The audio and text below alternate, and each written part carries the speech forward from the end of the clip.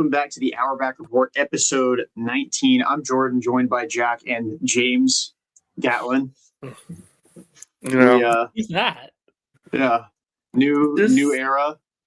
Don't click on links, and if anyone knows a Cadillac at a discounted price, message me about that discounted price because I'd love a Cadillac from a non-hacked account. It's crazy how many scam messages have been going around. You see, the thing is, I think my time is coming for getting my account hacked, and I hope that's not the case. But I remember, do you guys remember when Robbie Hyde got hacked the first time? Yeah. So since he actually does sports content, he sent me the message. It was the whole vote for me and this podcast thing. I actually clicked the link because he actually does sports content. So I'm like, oh, this makes sense. Why he'd be messaging me. And I did also respond to it and say, is this real? And the hacker responded with, yes, this is real. And I'm like, good enough for me.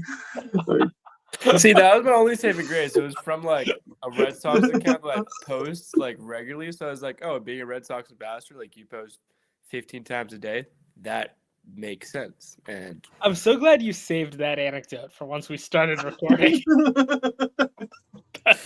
Listen, we've been going through it. We're going with the name on the birth. Oh my God, did they get him again? He was speaking out. Oh no! They do. They got JFK, James, Dr. King, James Gatlin. Oh my God, Jamie, R.I.P. Jamie, and then the James Gatlin era was almost equally short-lived, and he is gone for good. He is absolutely out of here. Jim when he comes back. Oh my God! I think maybe he should change his last name. I think that's the secret sauce here. Yeah, there he is. There he is. He's back. We're back. Huh? Jimbo Gatlin. I mean, there's possibilities. If it gets hacked again, I got 6 different nicknames we could go by. So there's At least your name is versatile. If I get got. We could always go back to the initials, and we talked about my J.R. Leandri era. I don't want to go back to that era. But do I go by Dan? My Dan Leandri if I get got? Jojo. I did in high school. I had a couple of friends who referred to me as Jojo. I don't know why they did that. I told them I hated it. They still did it anyway. That's how you knew we were friends. They did not give a shit. Anyway, my boss would always call me J Money, so that could always be on the table. I kind of like that. I might start calling you that. I mean, you could always change your display name on StreamYard too, if you so desire. I mean, maybe I should have tried that on Riverside. Maybe that was the problem, is I was still trying to be my Twitter @ and I should have just gone by a different identity and seen if that worked. Probably wouldn't have, but if you there's put no way of knowing. Timothy Chalamet, it would have been totally fine. Timothy Chalamet's in everything, and I don't say that as an insult. I feel like he's in every freaking movie now. I mean, I don't know. Should it be an insult? No, I don't think so. You're more of the movie connoisseur than I am. I just kind of watch whatever piques my interest. Because I think it's just he's really only in one movie a year. It's just every movie he's in gets really big. So it feels like he's always there. Because it's not like a Glenn Powell situation where Glenn Powell is in 4 movies a year. I guess that makes sense. Yeah, you're right. Because I always will put them really close together. Although didn't the Bob Dylan movie come out at the beginning of 2025 and then Marty Scream come out at the end? Christmas of 24. Yeah. So okay. Christmas Day of 24. I thought I'm completely misremembering the broken ankle era of my life. I forgot that it was actually in mid-December that I broke that shit. I am because I remember seeing it while I was still non-weight bearing, and I had to crawl out of my sister's car to get into the movie theater. But yeah, I guess you're right. He is in one a year, and it's just like in the running for the biggest movie of the entire year. But yeah, this is a Celtics podcast.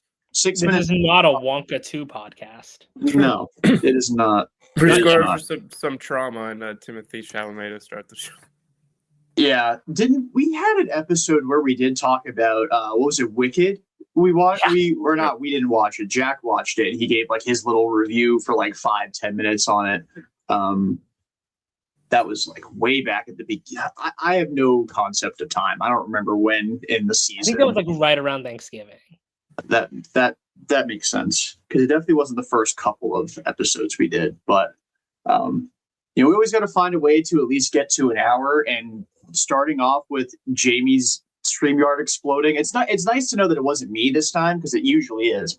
This episode's still young, but yeah, nice to see that it's not always me that has the Wi-Fi issues. But we gotta stick to tradition, Yeah, we got to have Wi-Fi issues. We got to talk about stuff that has nothing to do with the Celtics. Just we got to get to an hour. We got to hit some buzzwords at some point. Glenn Davis. We will talk about Glenn Davis at some point. Shout out Big Baby getting out of prison. The Celtics did. The timeline of it is kind of messed up because they just signed Charles Bassey, and I feel like if Big Baby got released a few weeks ago, maybe he could have gotten that last roster spot. But unfortunately, spots don't remain. Spots do not remain. Although no, because they only have 14 guys on the roster, right? Well, I guess one of them goes to Ron Harper Jr. every game, but right. What a fake scenario that they're in with him. It's like he's technically can be active every game for the rest of the year, but they don't actually have to sign him until the playoffs. So messed up.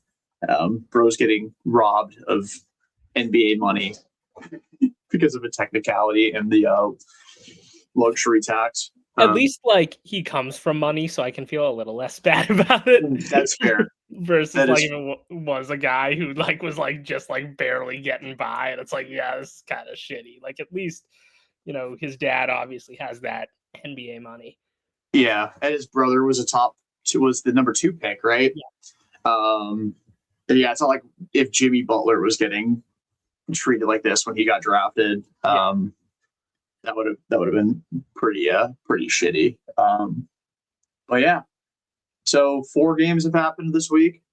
I kind of like the concept of kind of talking about these at large and more general themes than going game by game, especially because the first game of this stretch was a 10 o'clock start, right, in OKC. Yeah.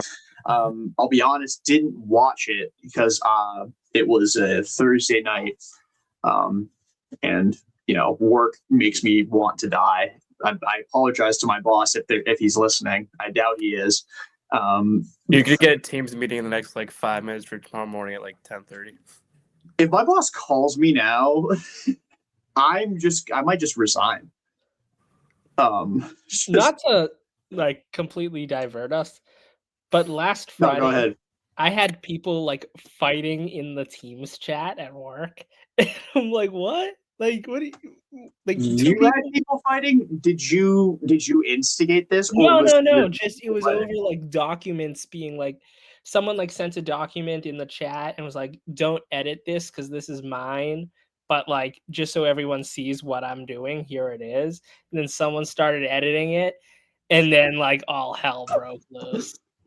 And, I was trying so hard not to laugh out loud, seeing all the notifications pop up because I'm sitting not directly near any of these people, but close enough that if I start chuckling to myself, they'll realize what I'm chuckling about. And I'm nope, I got to have a poker face about this, but this is really stupid. One of the most generational lock-ins of all time.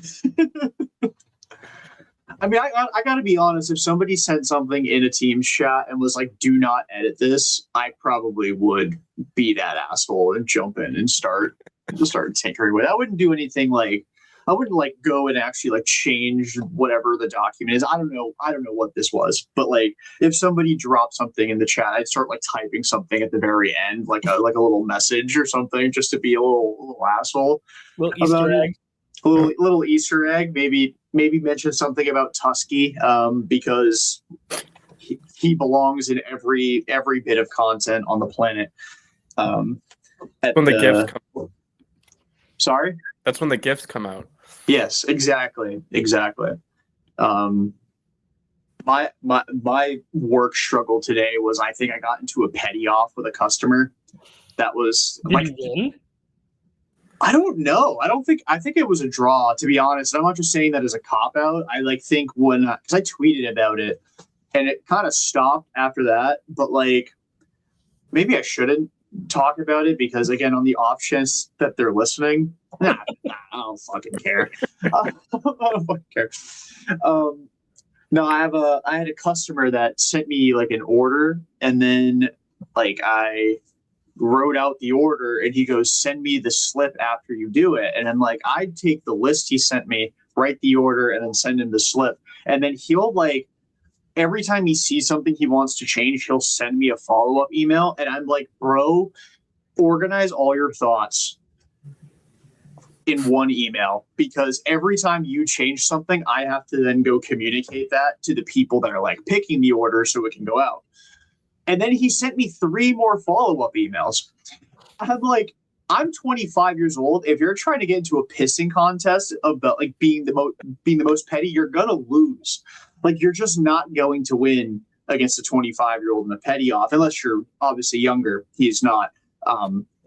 But yeah, that was my work struggle today. They got that off my chest, and we're 13 minutes in, haven't talked any Celtics. This is fantastic. Other than Glenn Davis, it's beautiful. And Ron Harper Jr. Ron Harper Jr. The essentials. Yeah. Happy birthday, Brian Scalabrine.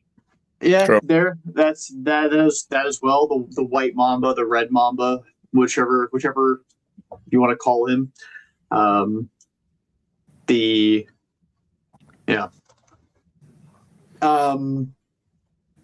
that's how I'll do it. Let's the 19th episode of the Hour. We've hit the buzzwords. I mean, the buzzwords for the Bullets are already there. Yeah, we got Glenn Davis, we got Tusky, we got Brian Scalabrine. Yeah, we got identity theft, accounts being hacked. It's just what a time to be alive, man. For the car people, we got the Cadillac. Yeah, exactly. We talked about Timothy Chalamet. Wow, all in the span of 14 minutes. This is wonderful.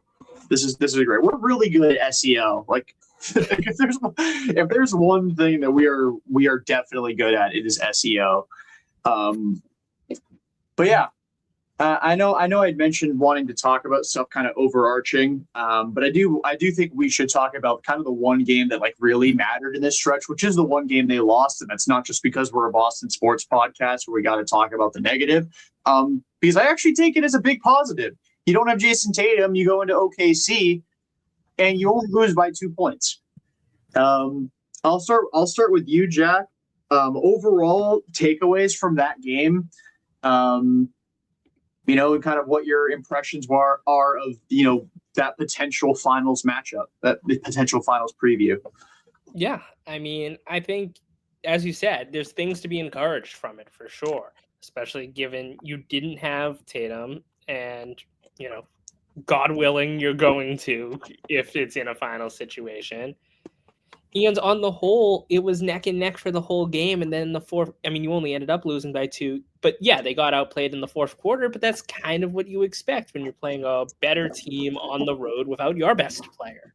You're probably the team that is also the reigning champions. You are probably going to get outplayed in a fourth quarter against that team more often than not. That just kind of goes without saying. So I think in a game where, there wasn't a ton in their favor, they played competitively because the 3-point shooting wasn't particularly good for the Celtics. I mean, Shireman was 3 for 8, Hauser 2 for 8, Pritchard 2 for 9. Garza 1 for 5. And not only did you not have Jayson Tatum in that game, you didn't have Derek White in that game. So that's right.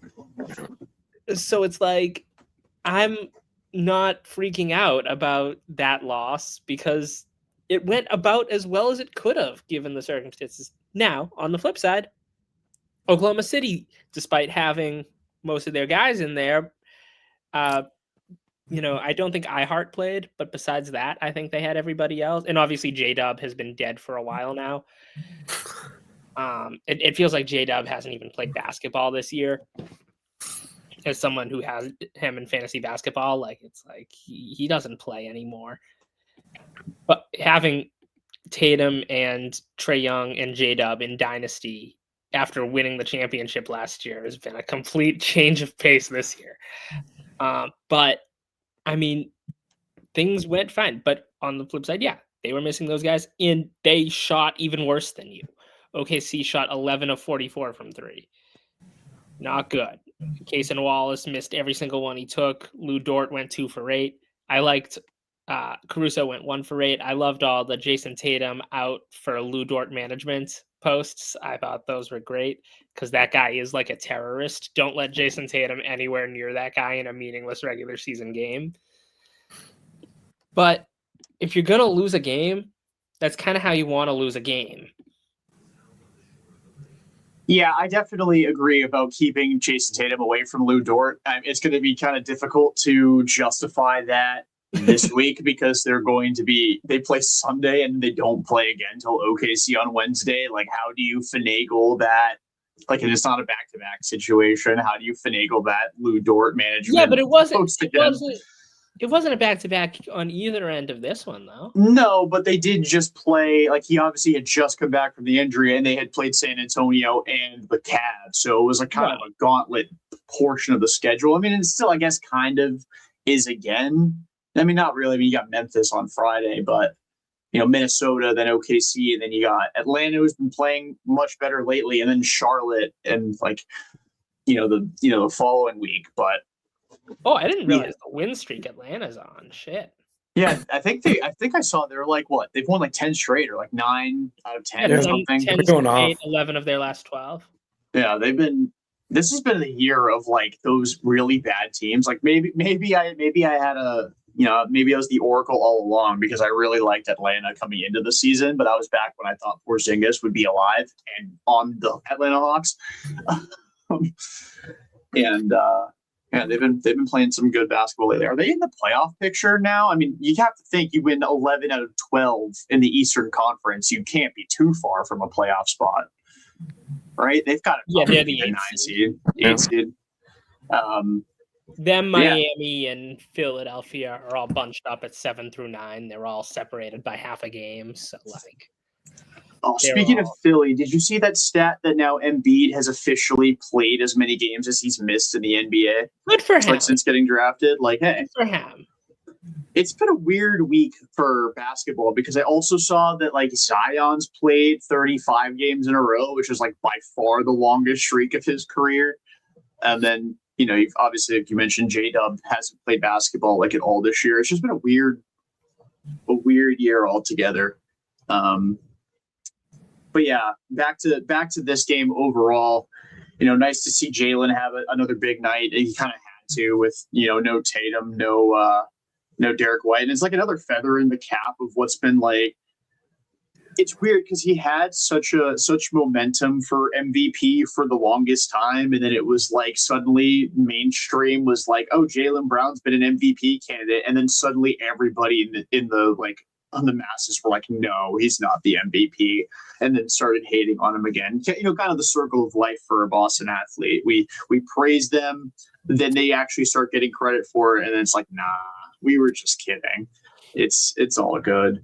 But a big night, obviously in a losing effort, but nice to see him have kind of a huge game. Kata with 10 boards again. Jalen also 7 assists. His playmaking this year has been fantastic. His passing in general, even in games he doesn't have 5, 6, 7 assists, he'll have like 3 assists, and just his overall like IQ and how he's moving the ball and how he's taking up space and finding the right guy, getting the hockey assists and whatnot. He's been fantastic. I genuinely, other than the efficiency kind of taking a hit since we got to the 2026 half of the season, dude's been ridiculous this year. And like, I have to eat so much shit when it comes to Jaylen Brown. He's been awesome. Jamie, what are some of your thoughts on this OKC game? Yeah, I was kind of impressed with only by 2. I mean, especially from 3-point range, they were. I feel like god awful. Hauser was 2 of 8, Pritchard was 2 of 9, and Shireman was 3 of 8, and everyone else was like 1 of 5. So I was impressed. Not only that, they were down Harper. I mean, they were down White and Tatum, and they shot an atrocious from 3-point range. OKC, and they only lost by 2. Like, that could have gone either way if Pritchard makes 1 more 3. So I felt like that showed a lot to be doing that on the road. Yeah, for sure. Again, that was the only game this week that like really mattered. Sorry, I've been like fucking around with my screen because I'm like, for some reason it just doesn't look right the way it is. But I feel that way about both ways it's been. I'm like a child right now. I'm like playing with my camera. But yeah, like that was the only game that really was worth watching. And I mean, you weren't part of the show last week because you had other obligations, well warranted other obligations. Not going to, crap on you for it. But Jack and I did not have them beating the Thunder. So the fact that it was a close game was a welcome surprise for sure. I think I know I said they were going to get smoked. I don't remember if you were as like, they're definitely not going to compete in this ball game, Jack. Yeah, but, I mean, I thought they were going to lose. I don't know if I thought they were going to get smoked, but I also like expected a double-digit loss. So yeah, so them only losing by 2 is again a welcome surprise, and has me excited about what this matchup coming up on Wednesday is going to look like, and then the prospect of them in a final situation in June would be very interesting. But yeah, the other 3 games this week against 3 bad teams. Well, I mean, 2 bad teams, and then the Suns that are like a pseudo good team. I still don't buy it. It's like the Blue Jays for me this year. Like they were in the World Series, and I'm like, I don't know if I want to call them a good team yet. That's how I am about the Suns. And they competed, but like, I don't know. It feels like there's something weird about the Wizards every single game that's like somehow worse than Bam getting 23 or 83 against them. Like Nemi getting 24, leading the Celtics in points was like somehow worse than Bam scoring 83. the Porzingis legacy game. Porzingis turning back the clock against them, just outrageous. It's crazy because like that team might be decent next year too. Like it's just like you have to remember they've got Trae Young and Anthony Davis for however many games AD wants to play next year.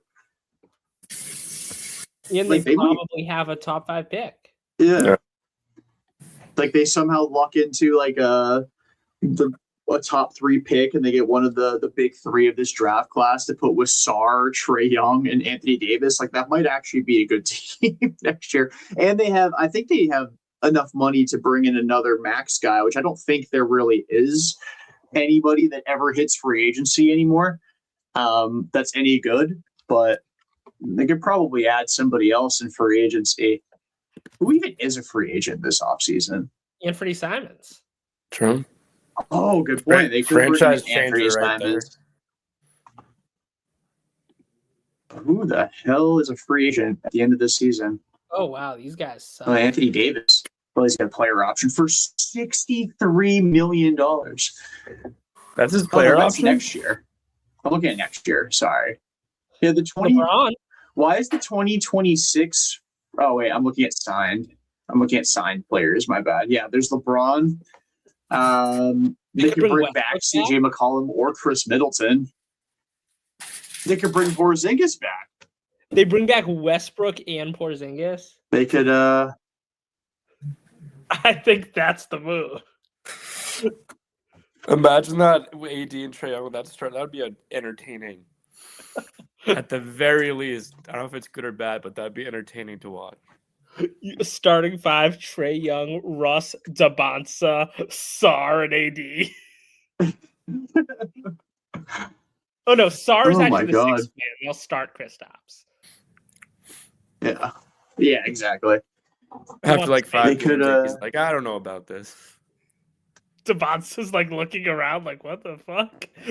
I know Tobias Harris is 34, but we really got to say that he's got early bird rights. That seems kind of mean. He's not that fucking old.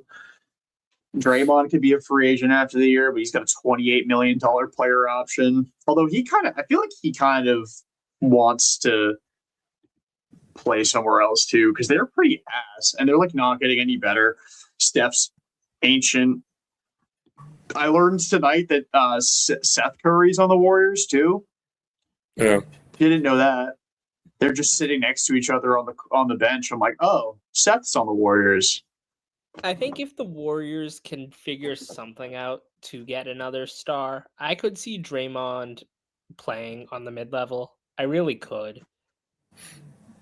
But if the Warriors suck, he won't. Like, he's not going to take the mid-level to stay there for the sake of staying there.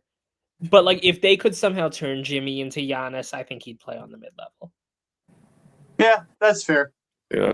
That's fair. You guys see the thing about parents will go up to him and be like, my kid plays just like you, and he's like, your kid's ass. Yeah. Draymond's like one of the only athletes with a podcast that I'm like, that's not an insufferable part of you. Like, I actually enjoy listening to him talk about basketball. It's when I watch him play basketball that I kind of convulse, and I'm like, I kind of want to die watching this, like, because like he said, people who play Draymond Green, they're pretty ass. Podcast. Future Yeah. podcast guys? If he ever becomes a Celtic, I remember thinking that when there was all that talk about him getting traded at the deadline, like he gets traded to a shitty team, gets bought out. I could have seen him coming to Boston on a minimum deal. Terry Rozier's a free agent after the season. Round 2. And anybody want to give him a shot? I mean, he's probably gonna be in prison. So, allegedly. Yeah, Vooch is a free agent too after the season. I always forget about that. I always forget about him in general. Poor Vooch has to watch Luka Garza minutes. He's just like the rest of us. But I have an off-topic question I want to ask you guys. Not if this. What did you guys think of like the pushback that Bam got on social media, and just how? Because I feel like when he broke the record, I was like, all the free throws he shot. I was like, this dude's getting destroyed for getting more than Kobe. Well, the Onion Post really took the cake on that one. I was pretty much in lockstep with social media about the 83 points. How many times did I mention that he took 43 free throws on the last episode? Probably like 10 times. It's just a ridiculous number of free throws. Yeah, just like how unethical all the intentional fouling was and stuff. Like it was like a manufactured thing to get him there versus like with Kobe, it was a competitive game for most of the game, and then like they started getting running away with it with like 5 minutes to go in the fourth quarter, which is different than like a whole fourth quarter of playing the ugliest basketball known to man. Yeah, the fourth quarter took like 40 minutes of real time to get through. Although I will say nothing is more unethical than any highlight clip of Wilt Chamberlain that I've ever seen. You guys see some of the videos of Wilt playing? Like he's just like blocking his teammates' shots. Like I saw a video that of a guy who's like taking like maybe an 8-foot floater, and Wilt just snatches it out of the air and lays it in. I'm like, that's not an alley-oop, Wilt. Like that is a very clear shot attempt, and you grabbed it like above the cylinder and dropped it in. Like no wonder that guy got 100 allegedly. Still no video of that, by the way. Just saying, just observing. I mean, not that we could like ever find video of it. It's been what 60 years. It's been a minute. If video existed of that game, we would have seen it by now.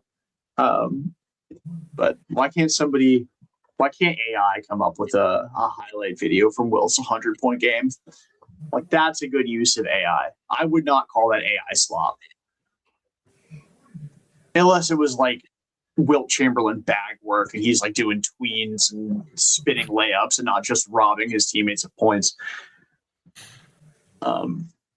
But since you weren't on the last episode, Jamie, we didn't get your thoughts on how Tatum's looked so far, and now you've got a few extra games to kind of fuel your opinion of how he's looked since returning. So the floor is yours on how JT's been. I feel like he's kind of like what I expected. I feel like it was going to be a slow progression. I feel like in his first game back, he looked really good, and from threes, the first couple games, it was 50-50. I feel like he's looked more comfortable. But I feel like with him, it's like make him comfortable by the time the playoffs start, so you get him back to almost 100%. I feel like for the regular season, just be like, just get him comfortable, and then, all guardrails off when you're in the playoffs. Yeah, the 3-point shot's been like the like big thing. Like he's not shot well, but like from 2-point range, he's been about his career average. And like 28-4 entering tonight, not bad. And I think the way he's moved so far has been very encouraging. He's not hesitant at all. He's just hooping. I missed that so much. Like I missed being mad about Jayson Tatum hijacking his own efficiency. Like I missed it so much. That Cleveland game where he started 5 of 7 from the floor and then finished 6 of 16. I'm like, I missed that so much. I miss watching him just blow his own efficiency. But I knew that he was going to have a good game against the Golden State Warriors. That was just the most obvious outcome. Like the Steve Kerr hate watch was 100% going to happen. And he should have done the Kyrie stomp on the leprechaun on Steve Kerr's face. I'm sure he's wanted to. I'm sure he's dreamt about doing that. Yeah, I don't think any police officer in Boston would have arrested him for that. They would have been like, all right, what took you so long to do that? But I think tonight was probably the best game he actually has had. I mean, I know from an efficiency standpoint it was, even though he only took 15 shots, but he was 7 of 15, had 24 and 10. He was really good tonight.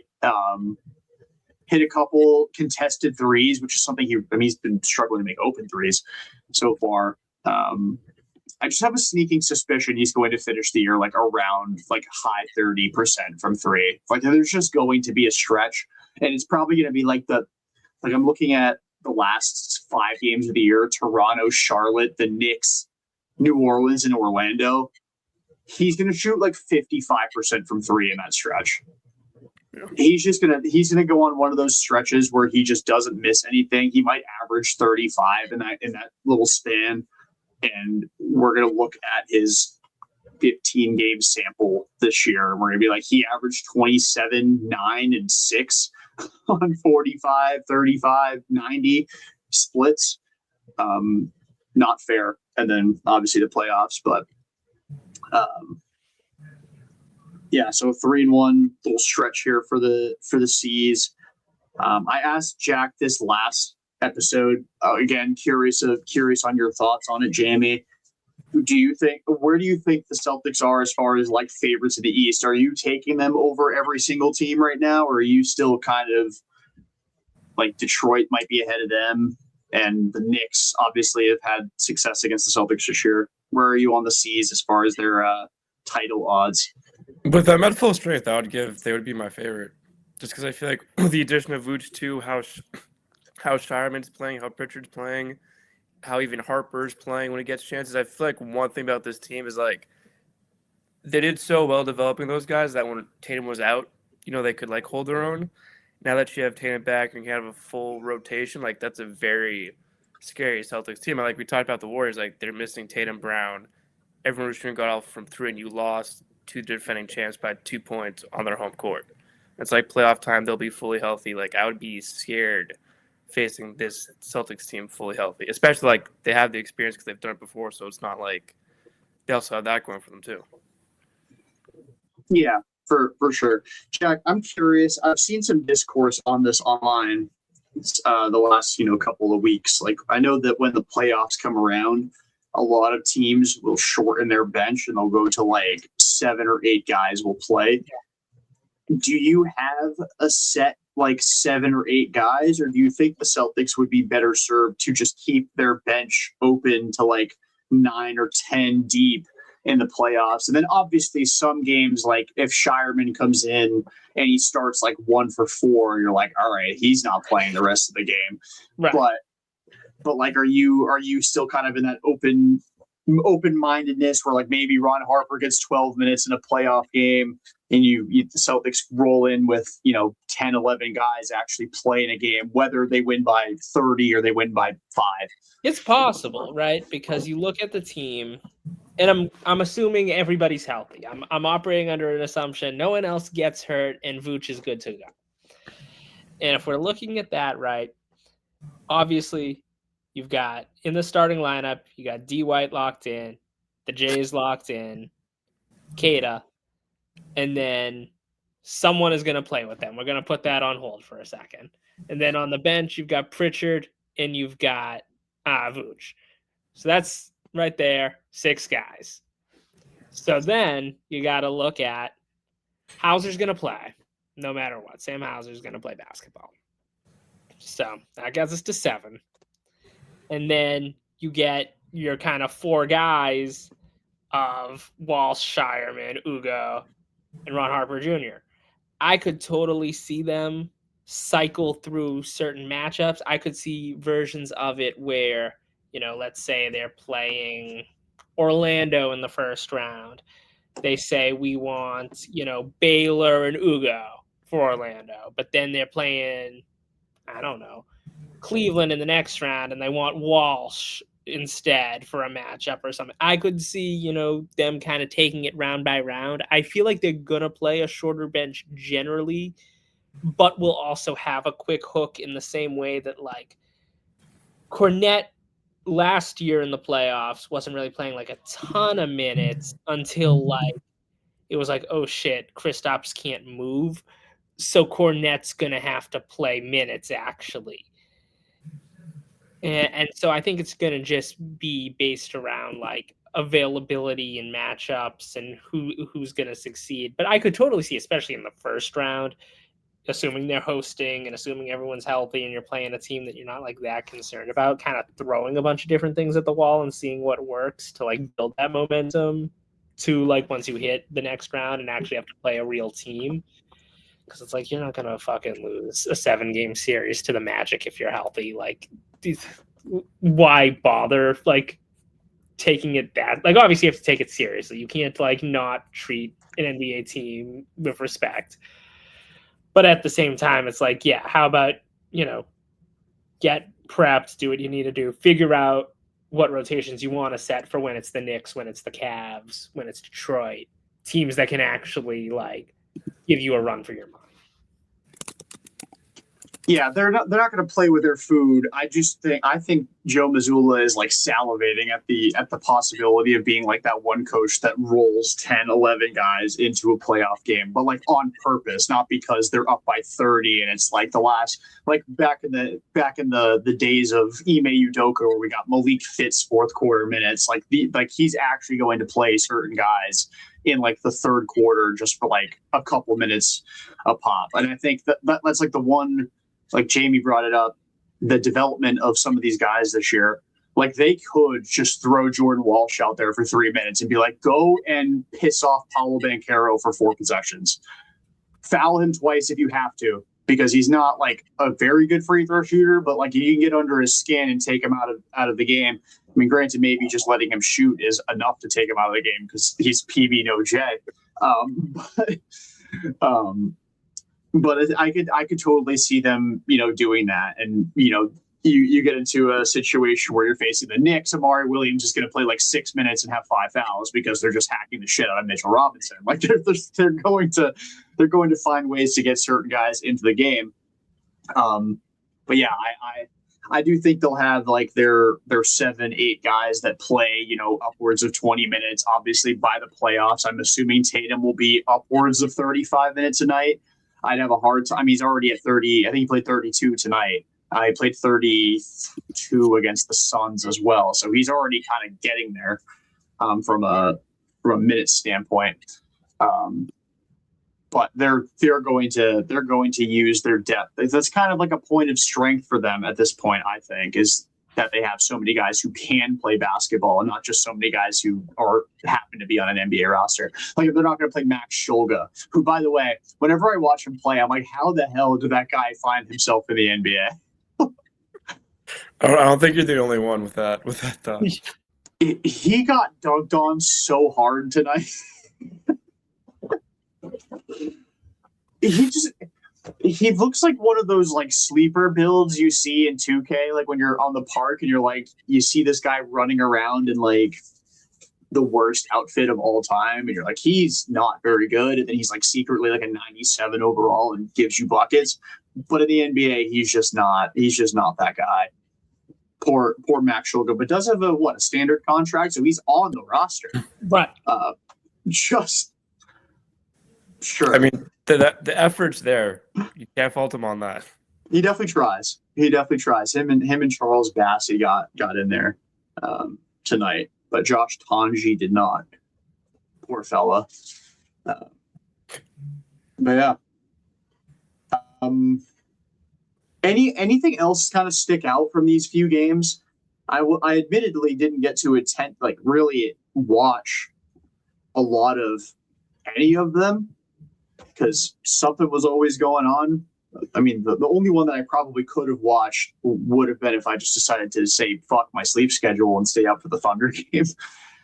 But was there anything else from this stretch? I mean, because we're so far into the season where it's like there's not a whole lot new to talk about. Like it's not like baseball where like a random game Connor Wong could have a couple of hits and it's like, whoa, Twitter will bold of you if that happens. But it happened a few times last year.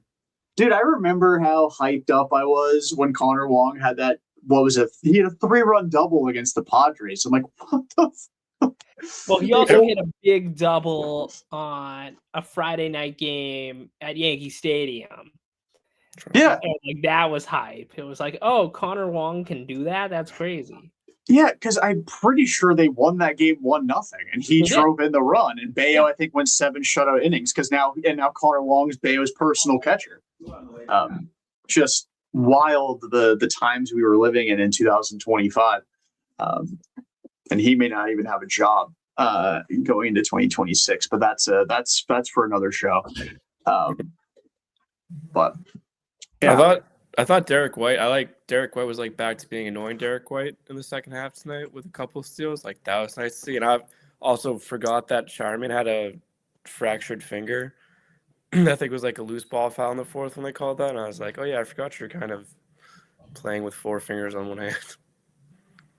He's been really good since he fractured his thumb too. I mean, he's had a couple of games where he shot like hell. But like he also just randomly has those games anyway where he shoots like hell. I mean, tonight he was 1 of 3 from 3. He only took 4 shots overall.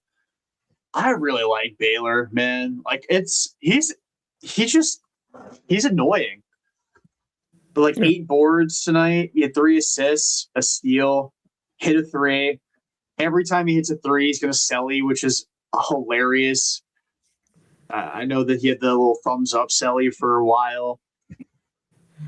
I could see Giolito in the eventually warming Jordan's heart club. I never really got there with Giolito. I maintained that throughout the year. I'm like, he's been fantastic. I don't trust him as far as I can throw him. Baylor Shireman, I've always liked. That was kind of like my running bit last season. Like while he was averaging 4 points a game and barely playing, a lot of the times when he did play, he looked like crap. I'm like, nah, he's good. And like he actually turned out to be good. It's not quite to the degree as my Josh Minot bit, although I do have his jersey too. So I do have a Baylor Shireman jersey, and it came in the day he fractured his thumb, and I thought I cursed him, but he's been pretty good since that happened.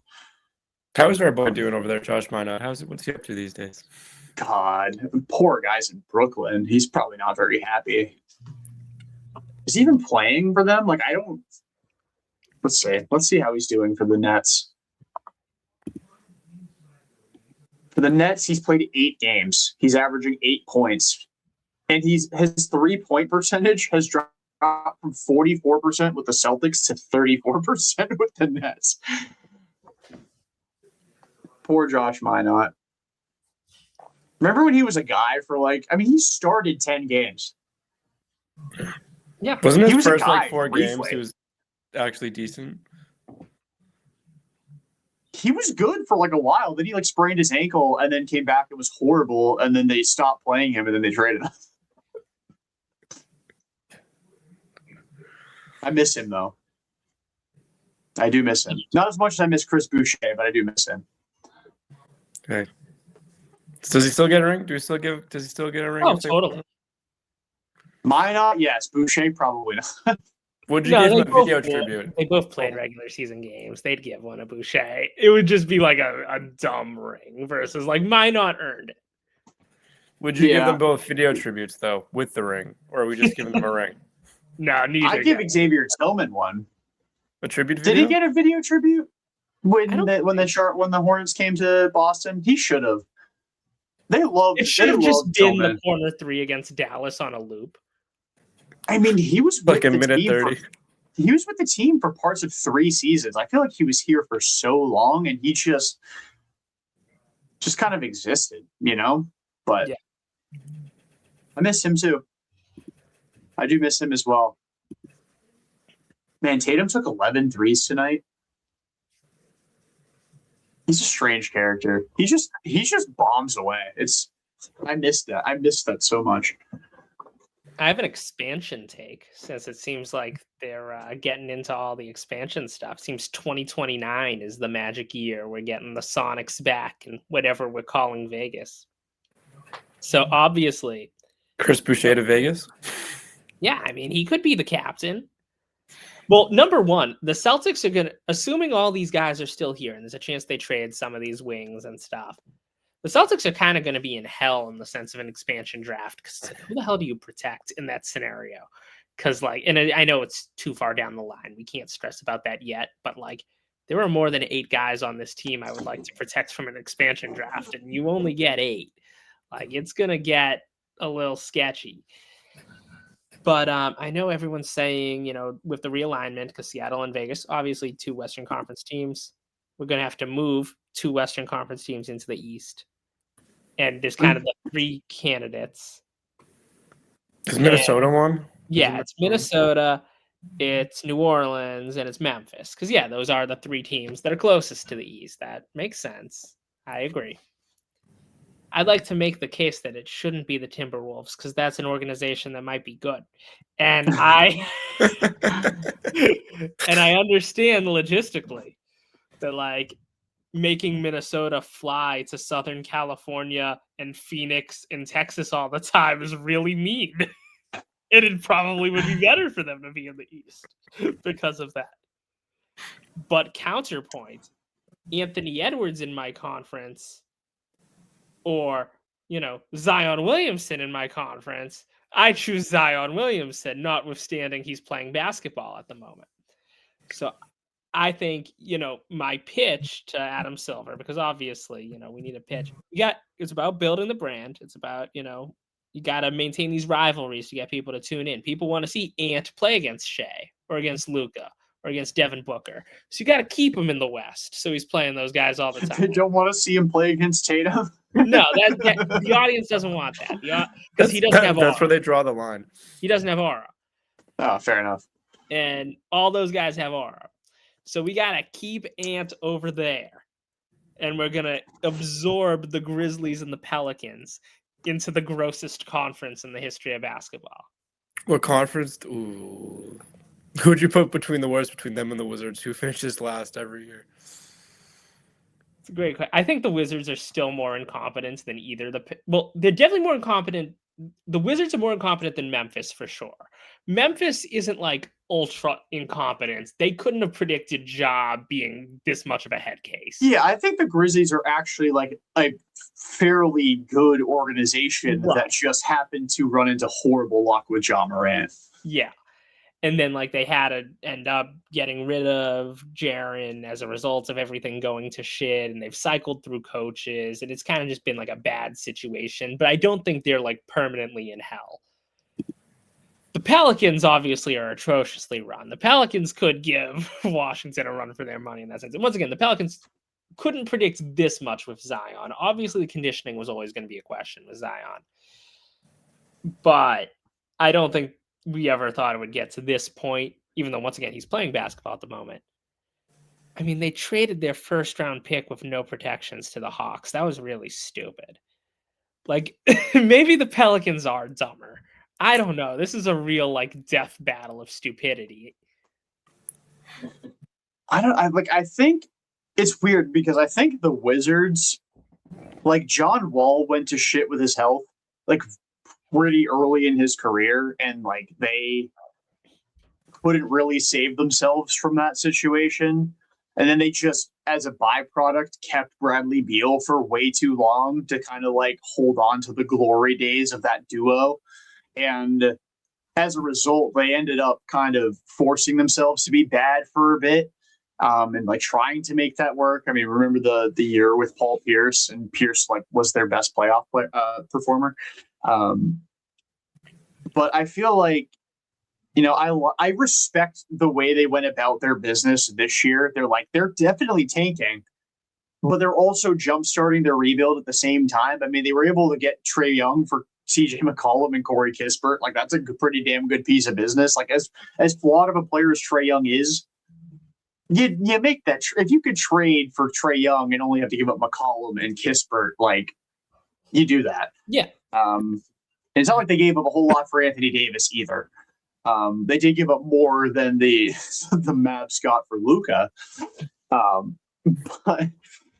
But they like, again, we mentioned earlier, they might actually be like okay next year. They won't be like a top half of the they won't be like a top 4 seed in the East, but like they'll be a play-in team next year. And, you know, they have a good draft pick this year. Maybe they sign somebody in free agency that they were able to kind of develop into somebody a little bit better than expected. And, you know, maybe that changes things. I mean, like, you look at the Hornets, they were an organization that was in perennial purgatory as well. And now this year they're suddenly like one of the most dangerous teams in the NBA. I'm not saying the Wizards will do that, but I think if we're looking at like inept organizations, I think the Pelicans are probably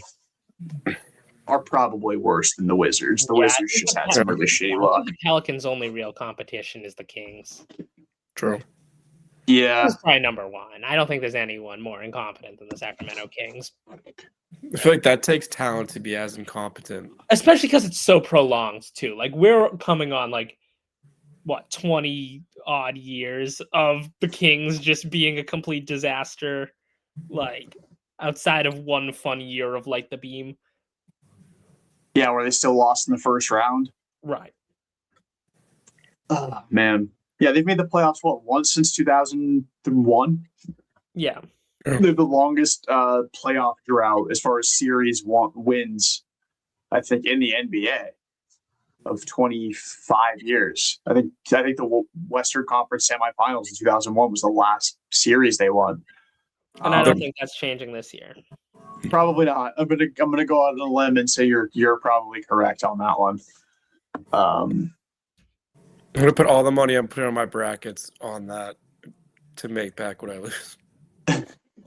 On them to not win a playoff series. I think they've already been eliminated from the playoffs.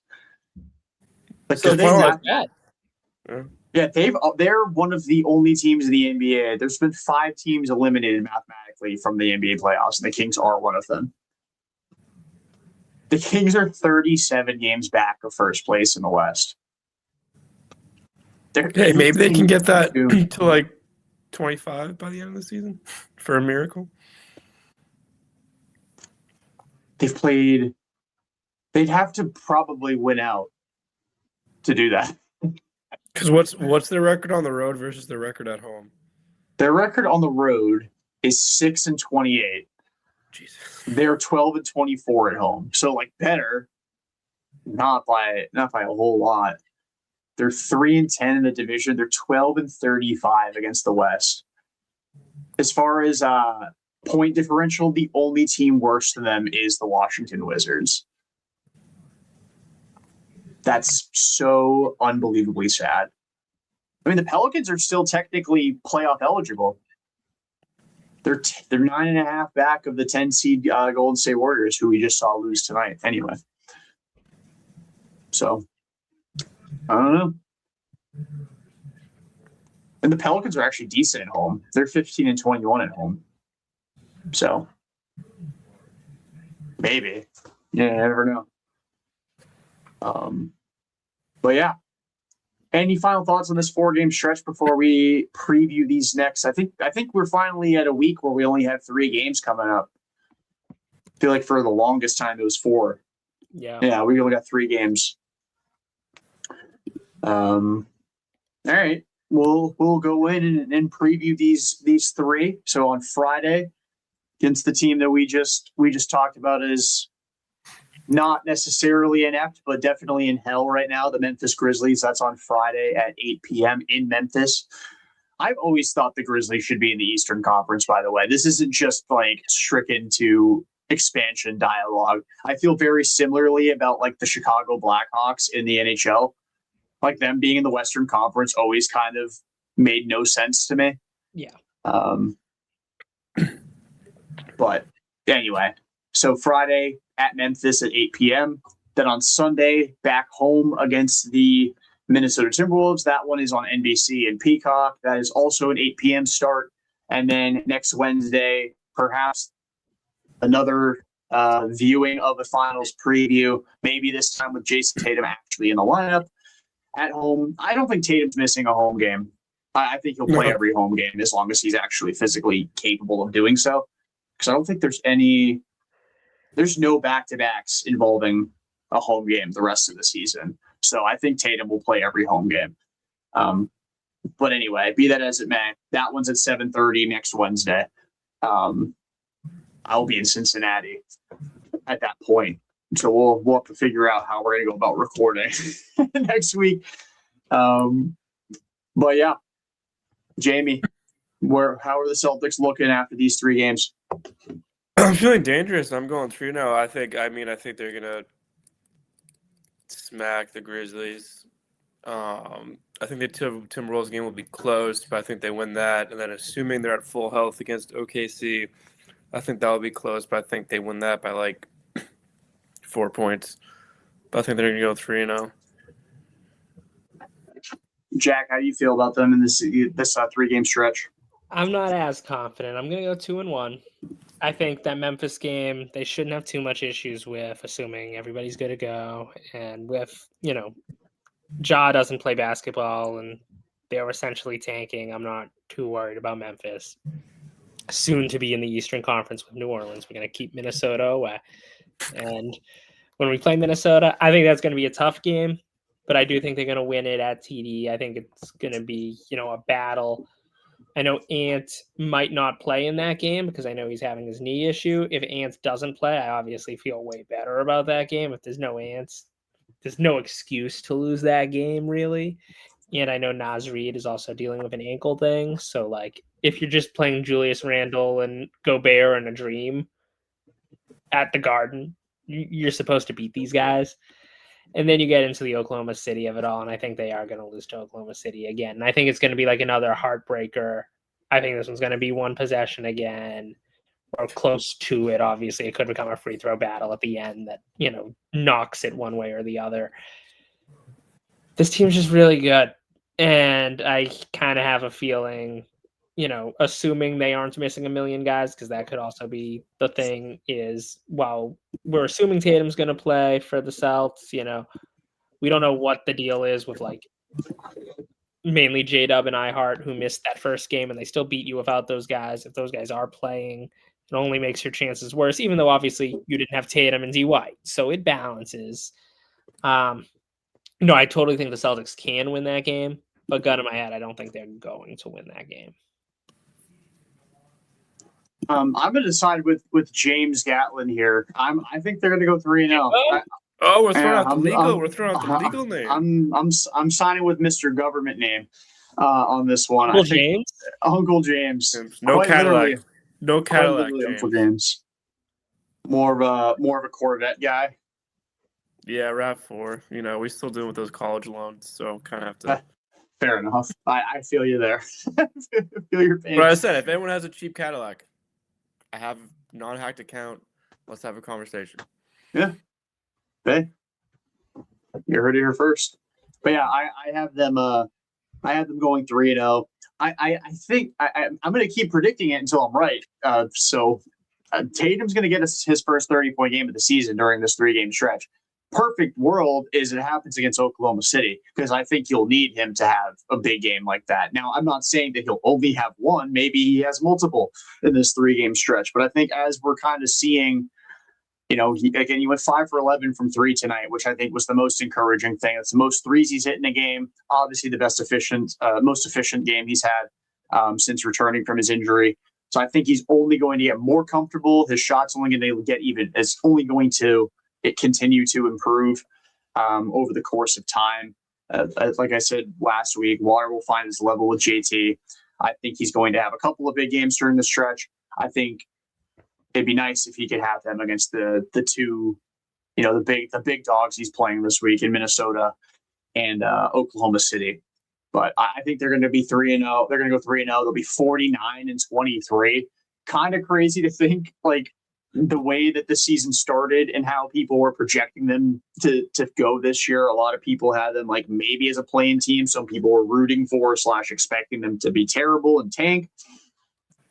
And they are only 3.5 back of the 1 seed in the Eastern Conference with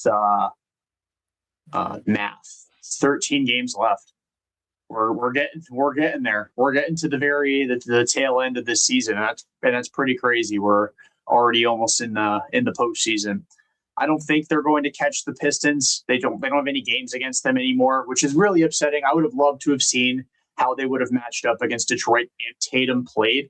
Maybe it's like a blessing in disguise that you won't know until the playoffs.